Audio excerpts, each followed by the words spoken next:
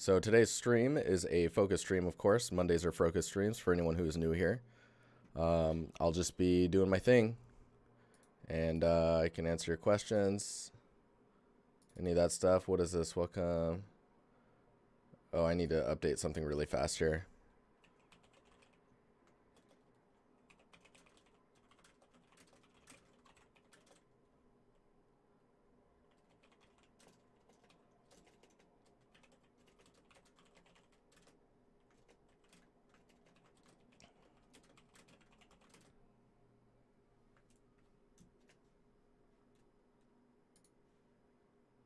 I have to make sure that some stuff is framing okay. There we go.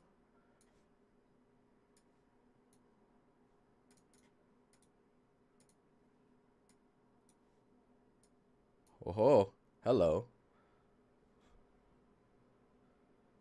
Yes, Estrellado.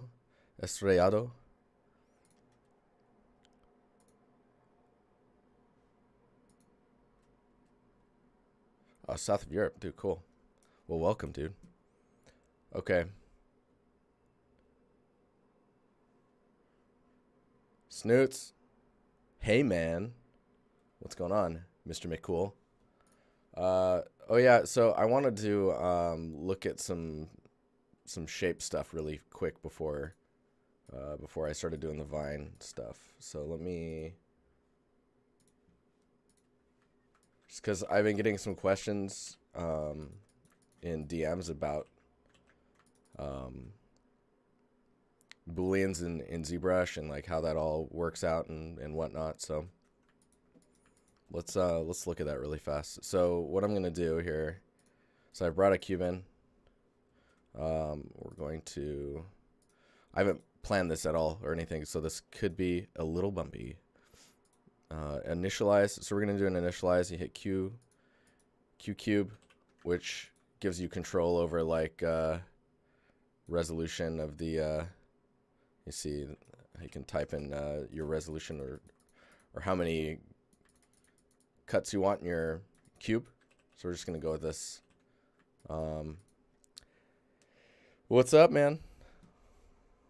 What's going on?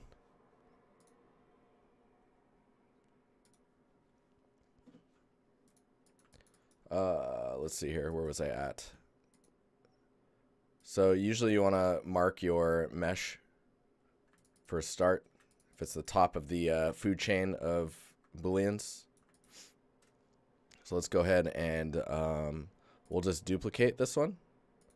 So you got your duplicate here. Sometimes you'll get double starts. You just want to make sure. What's going on with this 50 plus on Discord, dude? It's pretty crazy. This cool cat named Kyle. Feel free to link his Twitch in here. He streams about substance materials and all that jazz because that's what he does. That's his living. Substance materials. So okay, so we've got two meshes here. You've got your cutout. I think this is difference. So let's go ahead and make it cut out and press W for the move key, and we'll just kind of move this piece over here. Whoa, that's weird. Hang on here. There we go. I'm gonna turn perspective off. That way we're moving in like locked views. Let's see here. I'm trying to figure out like what type of cut I want to do. Maybe whoops.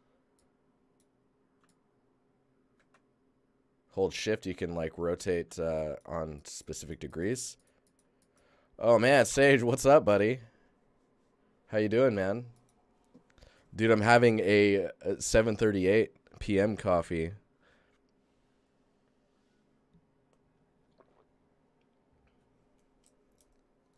Sage made me shed a tear at work. It was pretty rough. So let's so with this like this, you do live Boolean and you can see like this will just if you press shift F to like show polygroups, you'll see like a ghost of like what's happening. If you hold down Control, you can like slide a given amount, and it'll duplicate the mesh. And if you let go of Control and keep sliding, it'll dupe over and over, so you can see at the same increment, which is really nice. So let's go ahead and let's try. Oh, right. It masks the ones that you. So let's do that. I'm going to scale these because I'm not really a fan of the. I don't actually like those shapes. So let's do this. So we'll widen this up. And then we'll hold down Control and we'll move this one here. And then maybe we'll move this one here. I'm just waiting for a crash, man, because this stuff, it's crazy that this is even like running. So let's move this into place here. So we've got this cut, right? That's cool. Now, I never quite understood this stuff until recently. I usually just use that gizmo, not so much the transpose anymore. Oh yeah, and another thing I have set is if you click in the background, it'll auto hide the it'll auto hide all the tools except the one you have selected. If you need to turn that off, I think you just go into Preferences, Edit, and then allow click to solo.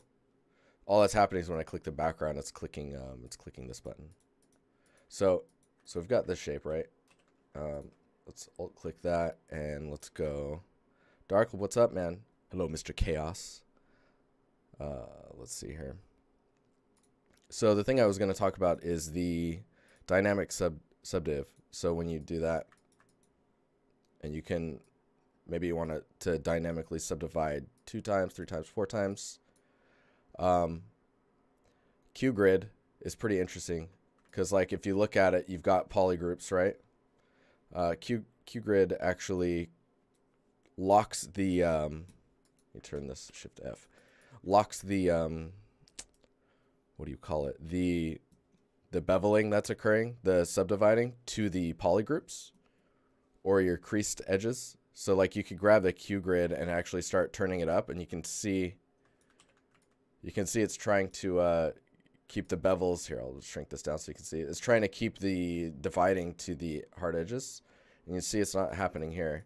I actually think what's his name covered this really well. Oh, his name is escaping me. All he does is Zbrush videos. So if this is not too clear to you, I'm sure he's got a video that's similar to this. Really good stuff. If someone remembers it, they can drop it in chat, and I will say it. If it's the name, I'll recognize it if I see it. Yes, Pavlo. Yes, that guy is amazing. Really good ZBrush tutorials if you're looking for more ZBrush stuff, because I just kind of casually dabble. So like if we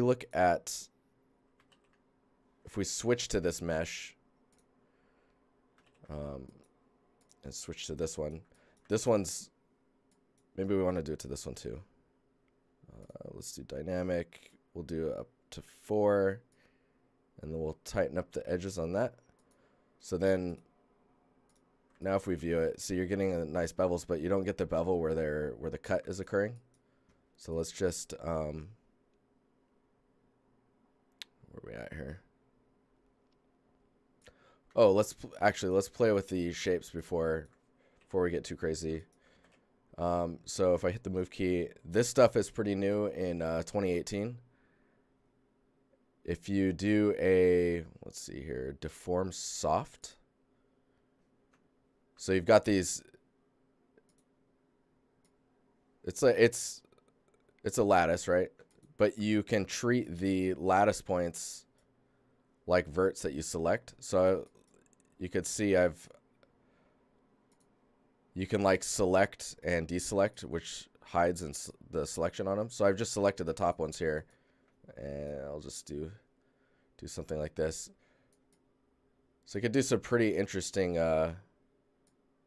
shapes. I wonder if I can. Yeah, I can move that around. So let's go ahead and I actually don't like that. Let's see what else we got here. So, okay, if I move that up, what's this? So these are some controls that you get. I'm not really down with the gizmo, but I mean, maybe maybe you get used to it. Oh yeah, that's kind of cool. I'll just deselect those.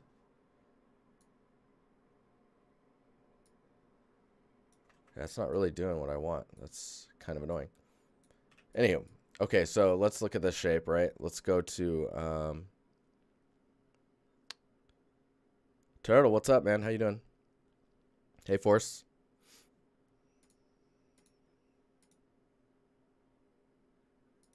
I'm looking for the geometry. Where are we at here? Oh, I'm forgetting where it's at. Oh, this always hurts my brain. This is, so for anyone who's new here, this is the best part about the stream is you get to watch me struggle. I'm just like, where did it go? It was right here.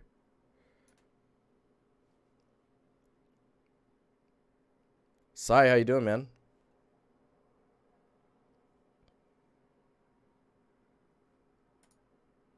Boolean. Okay, so subtool, Boolean, make Boolean mesh. Click that guy.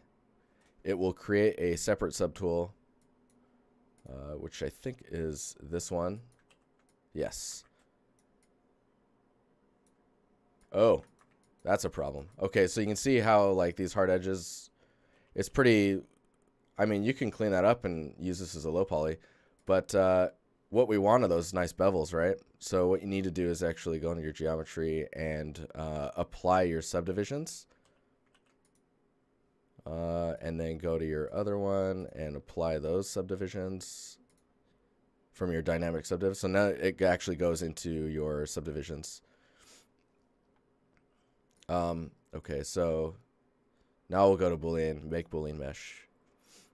I've got a weird nose thing going on. What's going on here? Is this allergies? Okay, there we go. So this looks kind of crazy, right? So we got hard edges here, but we've got a nice bevel here. So we want to make those edges softer. So what I'm going to do is actually, let's do, so if you go into geometry and then Dynamesh, you could turn the blur off. And let's, ZBrush allergy? Oh no.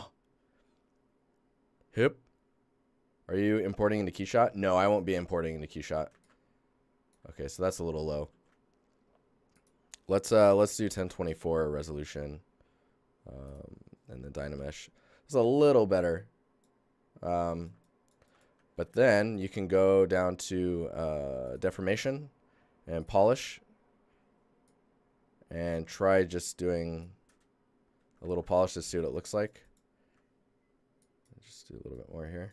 So you can get some nice complex meshes that you can decimate down, and I wonder what this will look like. So if you go up here, Z plugin, drag it over here, you can go to decimation master and preprocess current, and then so if we click that, it processes the mesh that it's looking at, calculates how to like lower the resolution while retaining the shape. Once that is done, you can do like a decimation of 20%, and you'll see it's now 20% of its original self. The one thing I really like if you're using ZBrush 2018 is they've kind of moved that into here. So if you hit the move key, click the gizmo, you can remesh by decimation right here. Click that, and then there's a yellow cone here, or a white cone. I'm looking at this cone here. There's a white cone here, and you can see target poly count is the text that comes up. You can just click that, and then if you hold down and move it around, you can be like, all right, I want this to be 1,000, close to 1,000 polys. So you let go of it, and it'll just do it. It runs a process for you, and then decimates to that poly count. So you can see, and you're like, oh no, that one's not. Maybe we want like 1,200.